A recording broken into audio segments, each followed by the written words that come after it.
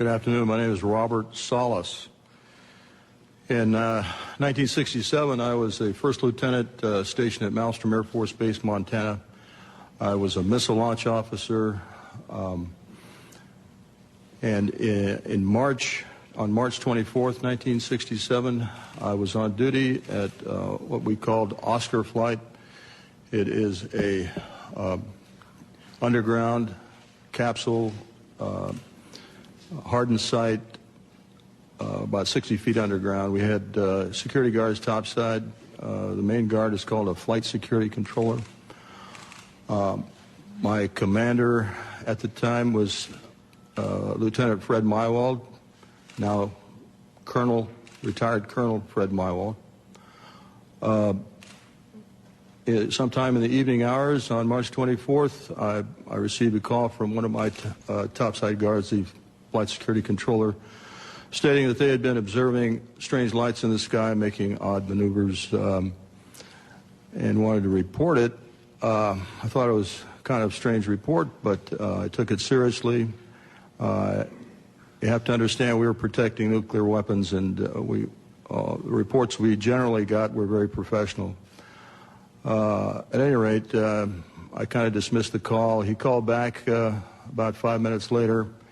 This time he was screaming into the phone saying they're looking at an object, a red glowing object hovering just above our front gate.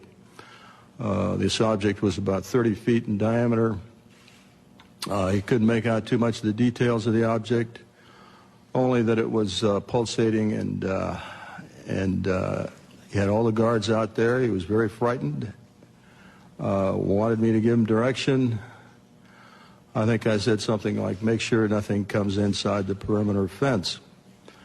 He immediately hung the phone up.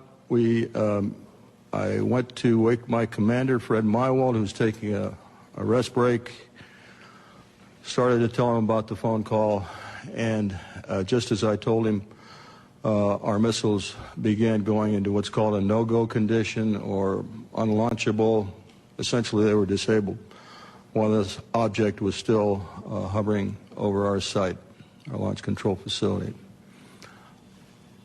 At that point, we went through our procedures. He reported back to the command post the incident.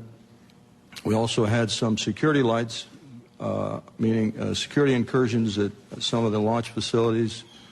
So I called the guard back upstairs and directed that a security team be sent out. At this point, the guard told me the object had left at high speed. Again, silent, no noise. The security guards got out to the launch facility and reported back that they were seeing this object again. They also lost radio contact. This incident terminated at that point. We reset the security alarms, but the missiles themselves were still disabled.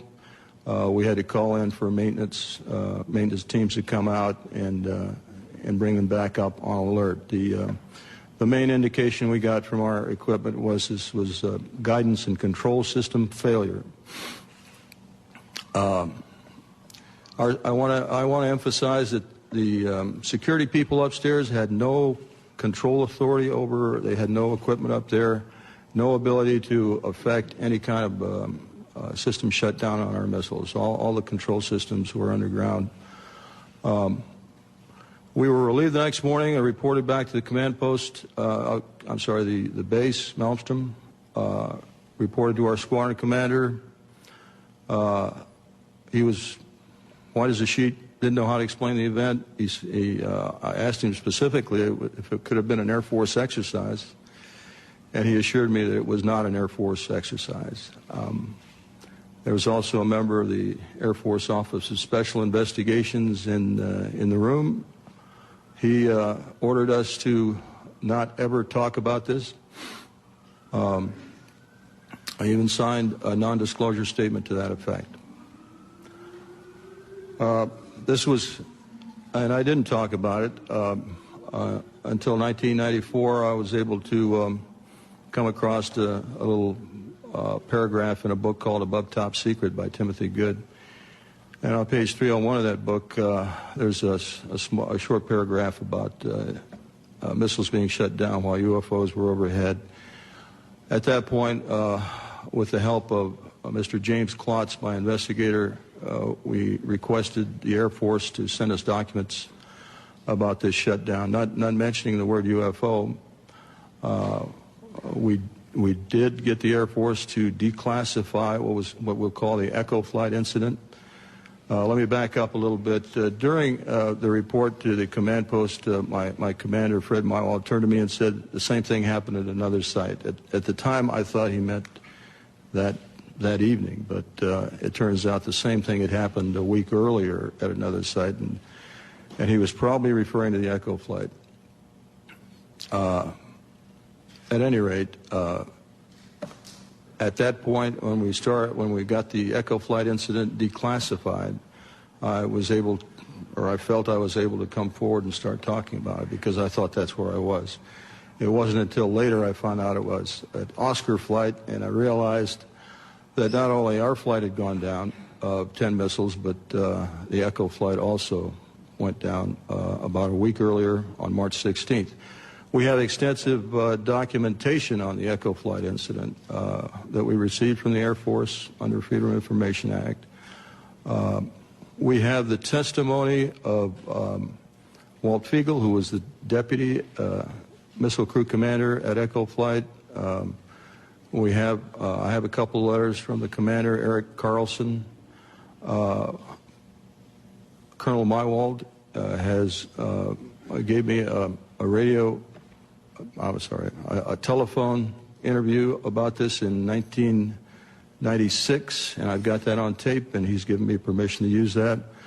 So we've got audio recordings of some of these witnesses. We've got written statements. We've got documentation from the Air Force. All of this supporting what I just told you.